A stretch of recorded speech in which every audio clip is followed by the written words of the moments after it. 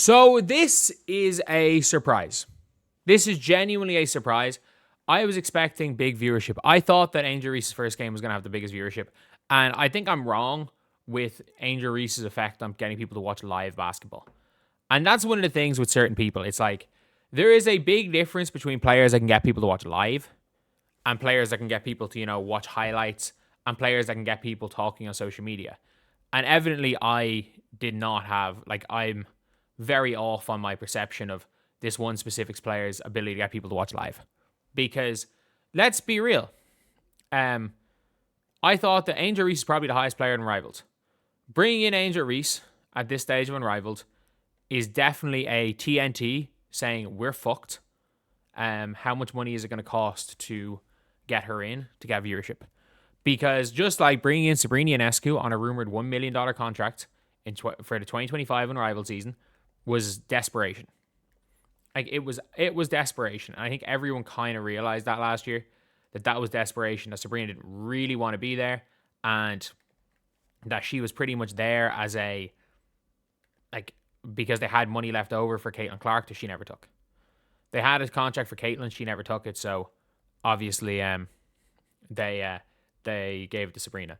But the funniest thing was when Aja Wilson's people came out and said she turned down the biggest offer for Unrivaled, and everyone's like, no. I don't even think nobody with a brain cell thinks that they would offer Aja Wilson more than Caitlin Clark for Unrivaled. This is a private company. But yeah, it is what it is. So if you guys didn't see, 130K. 130K High versus Rose. The first Angel Reese game. 130K, which is not ideal. Like, absolutely not ideal for Unrivaled at all. Like, it's not the end of the world because it's not like viewership went down. It's not like viewership went down at all because it didn't. It actually has been better than some of their games. But that being said, it was right bang smack in the middle. Like, it wasn't on the high end of average. It wasn't on the low end of average. Or it wasn't the high end. It wasn't the low end. It was bang smack in the middle. And that is a bit of a concern considering in the playoff hunt. And that's one of the scary things is that, like, outside of 1v1 competition, which, by the way, didn't have near the relevancy of last year's 1v1 competition. Like, last year's 1v1 competition was huge. And, I mean this. The biggest play of Unrivaled, virality-wise, was Jordan's signature shimmy.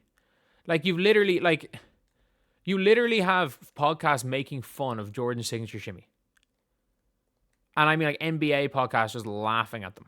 That's kind of now what we're at where we're at the extent. Where it's gone is it from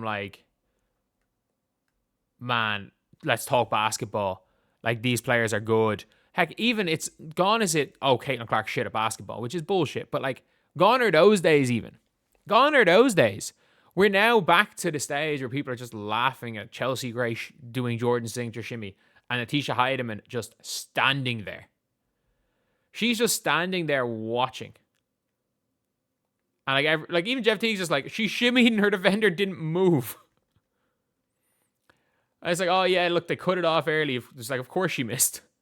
Of course she missed. They cut it off early. But I'm yeah, it's just a mad one to watch here because at the end of the day, this is something where Unrivaled needs that boost. Unrivaled absolutely needs that boost from viewership. Unrivaled needs that needed that boost that Angel Reese was going to bring in, and she just hasn't. And that's unfortunate. I thought she would. I genuinely thought that she would. And I do think one of the biggest problems with Unrivaled is that their fan base, they are trying to cultivate a fan base where nobody's fans. As in, they're trying to cultivate a fan base where everyone is fans of Unrivaled. Not, I'm fans of a team, I'm fans of this, I'm fans of that. It is it's one of those things where that's all they're trying to do. They're genuinely just trying to make it a safe space and not a sports league. And that is one of the biggest flaws in Unrivaled, by the way. They're trying to make it, they're trying to you can't, I mean this when I say this, sport isn't like, if you're not on the side of sport is almost like a form of fucking battle against another person, then nobody's going to give a flying fuck. If the players don't care, wins or losses, like, because they don't. They don't. Sabrina Ionescu literally said she didn't care last year. She literally came out and said, if I got locked in for Unrivaled, it would be tough to stay locked in for the WNBA season. Like, she literally came out and said she didn't care. Like, I'm trying to think of players that have shown fight in Unrivaled. Chelsea Gray just gets buckets. Angel Reese, in fairness to her, showed fight. Like, those defensive possessions. But, like, for all, like, whatever you want to say about Angel Reese, she is an elite competitor. She is one of those, she is like on a Caitlin Clark mentality psycho competitor level. Like, they're wired the same. There's the reason why I think if at any stage any sort of a GM is willing to put the two of them on the same team, like, they would never lose. Like, I'm not joking. Like, if you manage to find a way, if you manage to find a way to put Caitlin Clark, Aaliyah Boston, and Angel Reese on the same team, like, it's over. It's over. Like, imagine if the Sky wanted to trade Angel Reese and the cost was Fever's 10, KK Timpson, Fever's 2027 first, and fuck it, a 2028 pick swap and 2029 pick swap. If that was the cost for Angel Reese, I would do it in a fucking heartbeat. I would do it in a heartbeat, because there's a 0% chance Caitlin Angel, Kelsey Mitchell, and Aaliyah Boston don't win a championship, if that is on the table. But still, you've even got that competitor in there who clearly has cared about her games and Unrivaled. Like, anyone who wants to say otherwise about Angel Reese, like, she has clearly cared and she plays hard. Still, nobody gives a fuck to watch. Like, that's not a good sign. Like, that's just not a good sign for the league. And I think the league's in a much rougher spot, I think, than people realize. And I would be very concerned if I was a Unrivaled investor. I would be extremely concerned, because I don't know in general what type of long-term deals they are, but, like, I wouldn't be concerned, like, because the TV deal is so much of it.